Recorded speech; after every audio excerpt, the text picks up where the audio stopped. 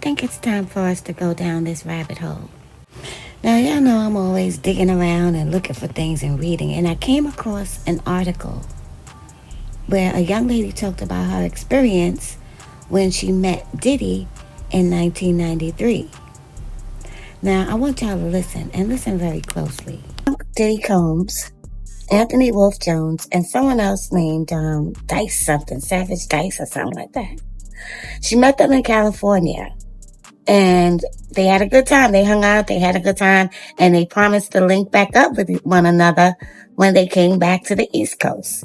So 7 days later, she said she received a call from Anthony Wolf Jones stating that they should come over to Puffy's house, which was on 23rd Street at the time in Lower Manhattan. So they went to the house and they said they was all hanging out, smoking weed or whatever, drinking. And shortly later, Anthony came up to her and said that they should come downstairs to wherever they were. So they went downstairs, and she said Anthony asked her, and Diddy was downstairs and a couple other people. And she said Anthony Wolf Jones, Wolf, asked her, by the way, Wolf is the one that got taken out by BMF, Diddy's bodyguard. Wolf asked her, if you could have anything in the world, would you be willing to do anything to get it? And they said, yeah. She said, being young and just talking. And she said, yes. So she said they told her to sit down, and they sat down, and she said they began chanting some type of chant, and their voices started changing, she said. And she said it got to the point where the room became very, very cold. And she just felt the need that she should pray. She said she never used to pray before, but she started praying. And she said once she started praying to herself, not out loud, she said Diddy asked her to get up and leave. Okay? So she left, and she said she went home, and it got really, really cold, and a really nasty smell came in her house. And she said she started praying again, but she felt like something was holding her down when she tried to get up out of her bed. Now, she said she spoke to her grandmother, who was very religious, and her grandmother told her that someone was trying to take her soul. And she ended the story by saying that she almost sold her soul without even knowing it. But basically, this guy, Diddy, has been participating and indulging in the occult for many, many years. And I've also been hearing that he was assaulted as a child. Sexually, assaulted as a child. Some say that his mother was into sex work. We heard the story about the father, which was debunked by Guy Fisher, because Guy Fisher said that his father was not a snitch. Guy Fisher said his father was fly as hell. His father was coming up fast. He had connections with the mob because he went to school with them, with the Jews and the Italians. And he said the father was coming up real fast, and that the movie Superfly was based on Diddy's father. He said Diddy's father, that's what they used to call him, Superfly, Melvin Combs. So he said that the older dudes that was in the game on the streets at the time wanted to get rid of Melvin, like they were jealous of him. So they wanted to get him out the way, and they paid a police officer to label Melvin as a snitch. Now, this came straight out of Guy Fisher from the council, who was down with Nicky Barnes and them. He said that about Diddy's father in his book. If you want to read it, go get Guy Fisher's book. It's out there on Amazon. Anyway, they were saying that there's rumors that's been going around that his mother was into sex work, right? And that was kind of corroborated by something that Dapper Dan out of Harlem, that used to make the clothes, that was the first one making the Gucci jackets and the Louis Vuitton jackets and the MCM clothes and stuff like that. And now he's working with Gucci as a consultant. And I remember that he got in trouble for doing that, as like they were saying he was using their designs, but they eventually later on down the line hired Dapper Dan as one of their designers, and he is doing very well now. But he spoke on Diddy's mom and his father, and he said that he grew up with them in Harlem. And he said that type of stuff, those freak off type of stuff, was going on back then. He said he think it even began generations before their generation. So Diddy was around this kind of stuff, sort of like Richard Pryor, who was also exposed to this, sex type of lifestyle, sexual deviance early in his life. And some might think that might not have an effect on a child's psyche, but it does have an effect on the psyche.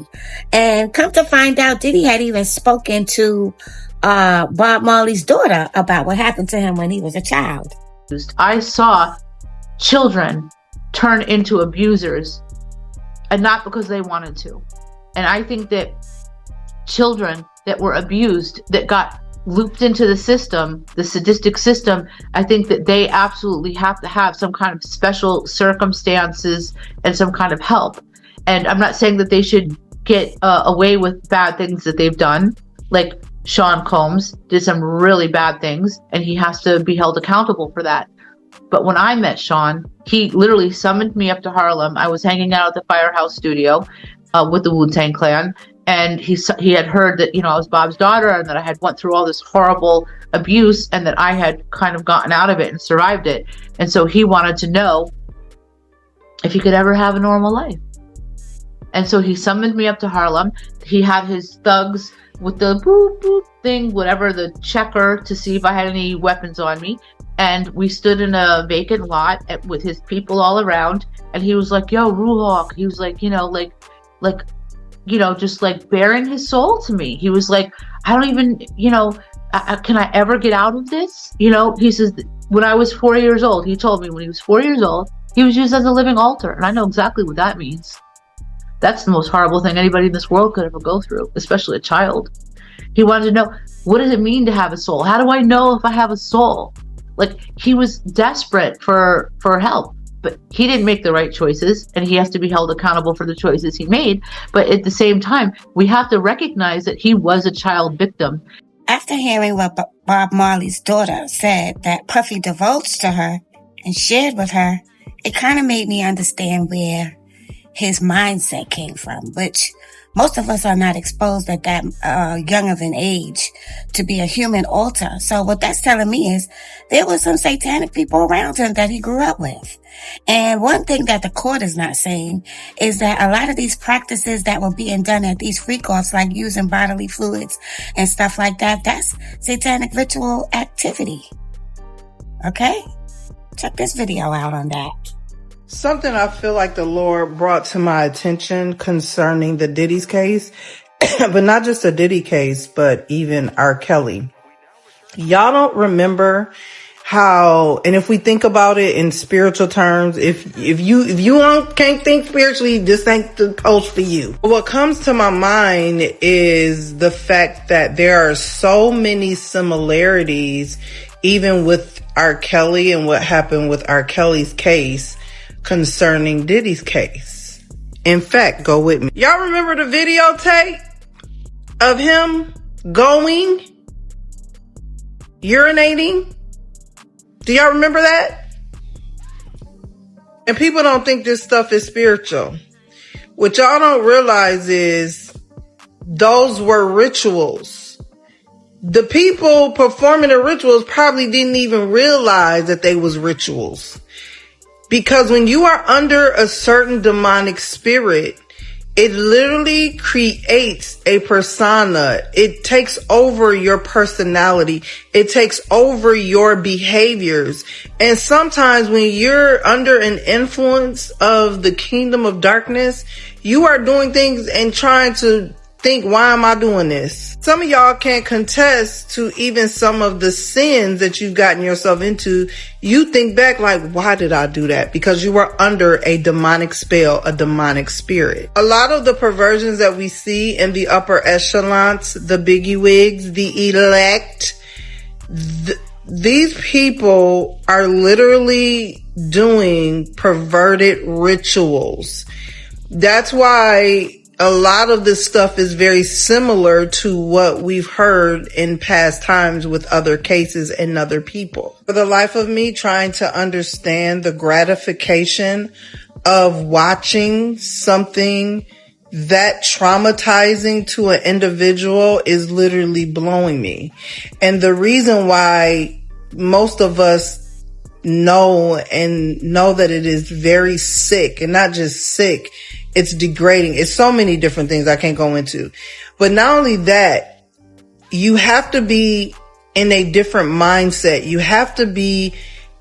There's something has to be operating for you to even have the mind for something like that, or to even enjoy something like that. Just like when you are little and you're a child, there's always trauma that comes with life sometimes. Some people are essayed at an early age, and these are traumas, but it is ultimately a seed of sin. When you hear these allegations, if you go back and look at a lot of the R. Kelly case and listen to the allegations, these are seeds of sin. But not only that, it's so demonic in the notion of it's more dark. It's a lot more darker. Like, it is closely related to rituals that bring you more deeper into the spirit of perversion. And I feel like the Lord brought that to my attention for more exposure of the spirit, in which, like, what they're talking about in court is merely they are exposing a spirit. They're not just exposing the man, the person, but is the spirit that these people, they operate in.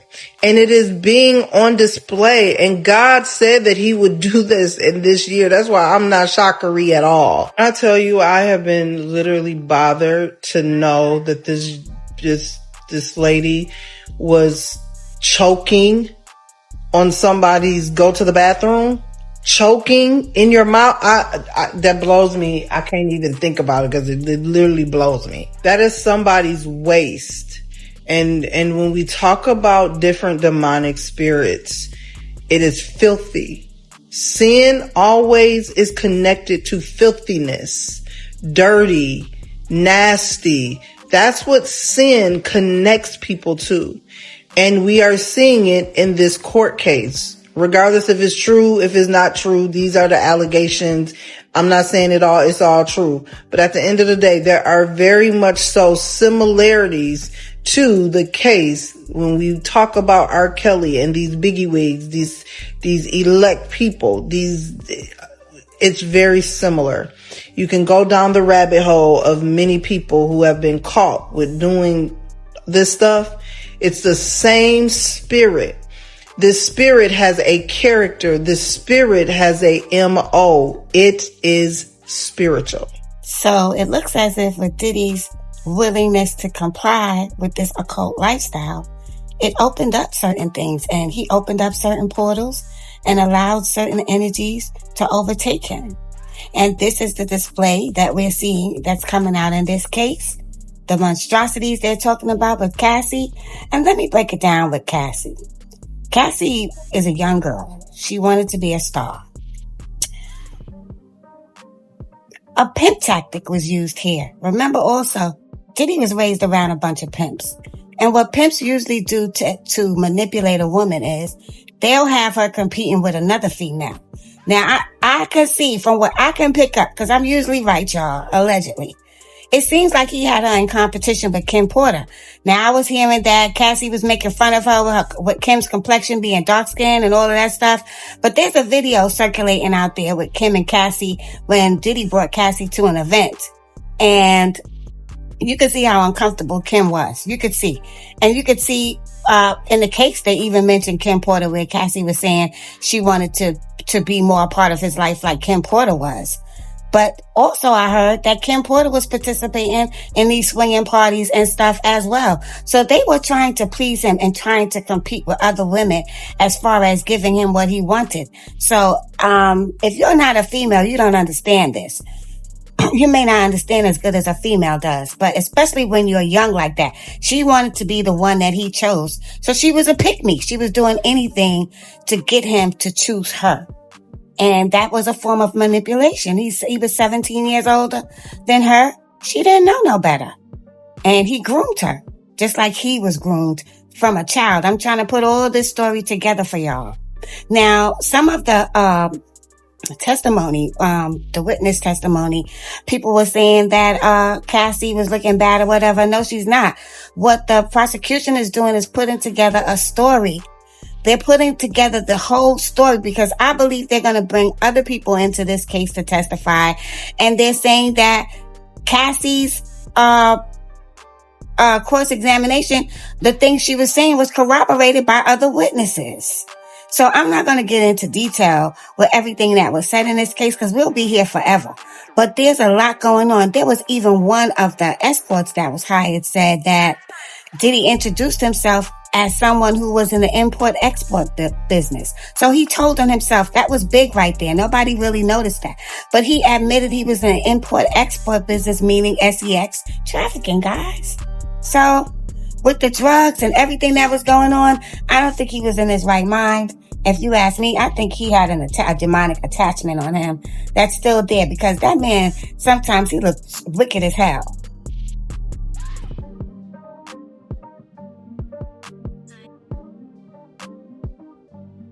It is also being said that Kim Porter's dad has been attending some of the court dates, and he was disgusted when he seen the video of what he had done to Cassie. I know all kinds of things is probably going through his head, but Diddy definitely pitted Cassie and Kim Porter against each other, but I'm hearing in the end they got together and they were going to expose him.